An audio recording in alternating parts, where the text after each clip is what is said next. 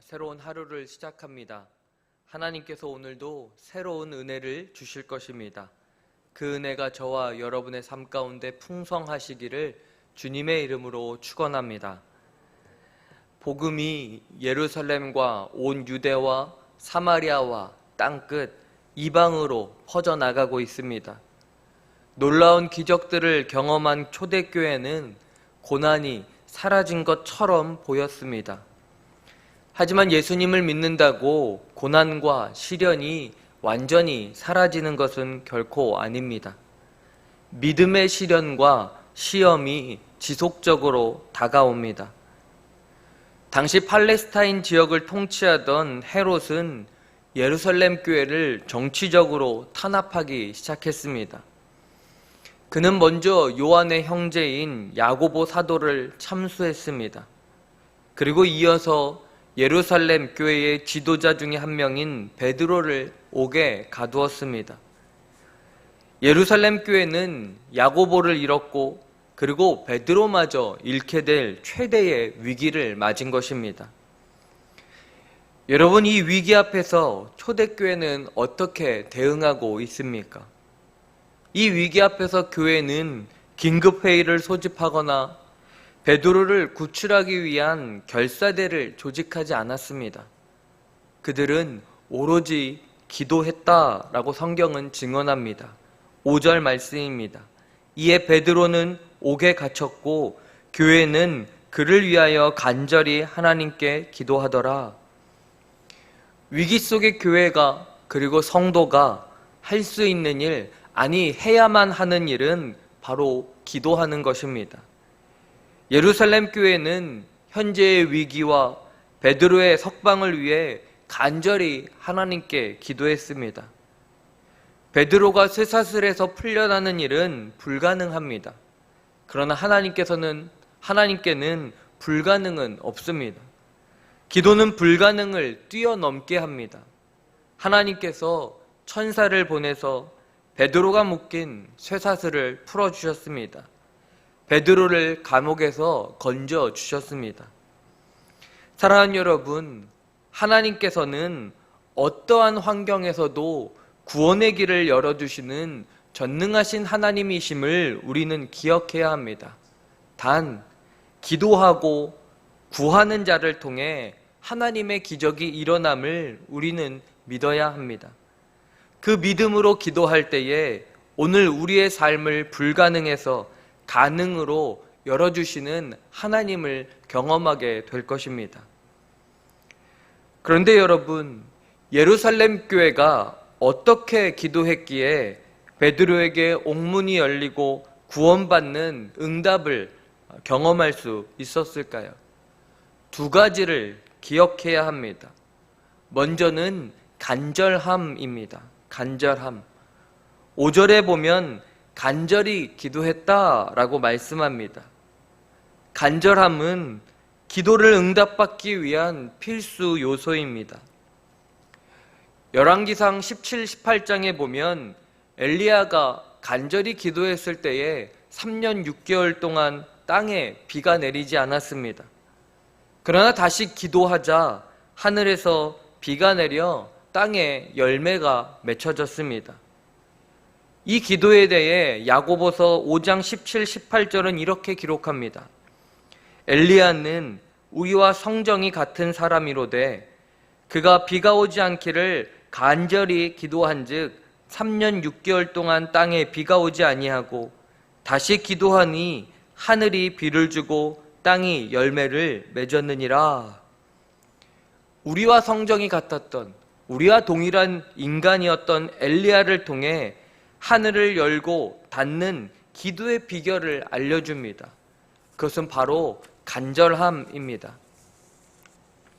구세군의 창시자인 윌리엄 부스 목사님은 간절한 기도란 거기에 생사가 걸린 것처럼 기도하는 것이라고 말씀하셨습니다. 우리가 드리는 간절한 기도에 하나님께서 응답하셔서 현재 우리를 죄고 있는 결박에서 풀리는 기적을 경험하는 저와 여러분의 삶이 되기를 간절히 기도합니다. 또 한 가지 기억해야 될 것은 지속성입니다. 지속성.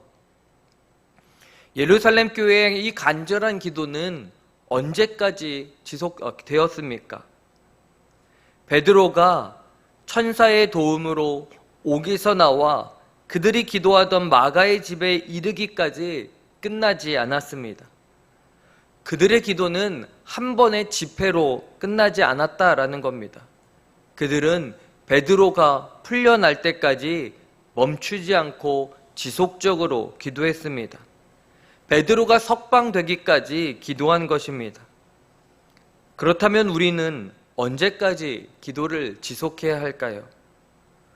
우리가 기도할 때에 하나님께서 우리 마음의 부담을 거두시고 그 마음에 하나님의 평강으로 채워주실 때까지 우리는 기도해야 합니다. 때때로 우리 마음에 남아있는 부담감은 계속해서 기도해야 된다는 하나님의 사인입니다. 그렇게 우리 마음속에서 부담이 떠나고 하나님께서 주시는 평안이 우리의 내면을 채울 때까지 우리는 기도를 멈추지 말아야 합니다.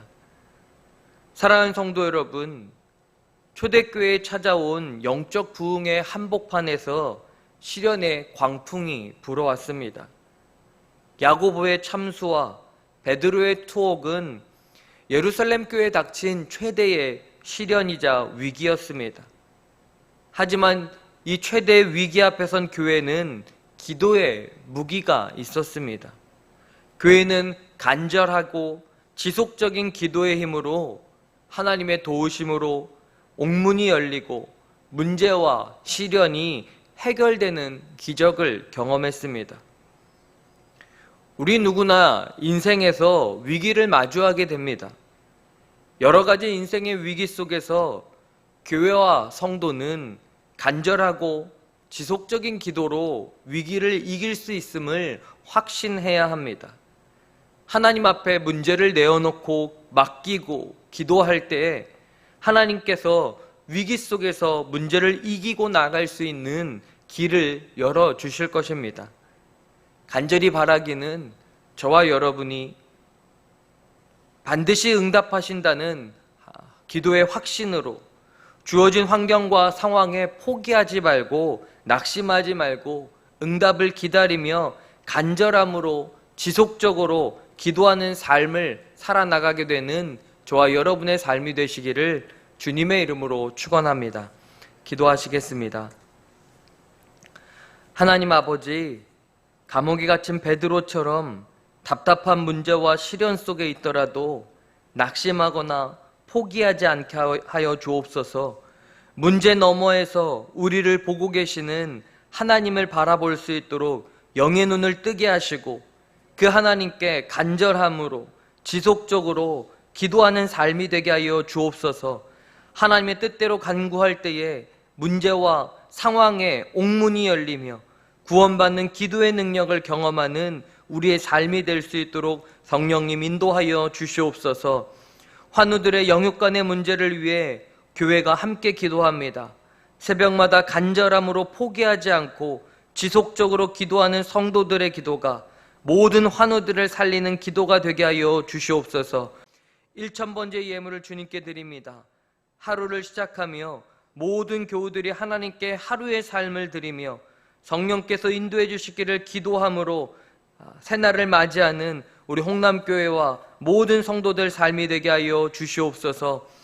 이제는 우리의 모든 기도의 중보자 되어 주시는 예수 그리스도의 은혜와 간절한 기도에 응답하시는 하나님의 사랑하심과 포기하지 않고 지속적으로 기도할 수 있도록 도우시는 성령님의 인도하심이 모든 성도들 머리 위에 이제로부터 영원까지 함께 하시기를 간절히 축원하옵나이다.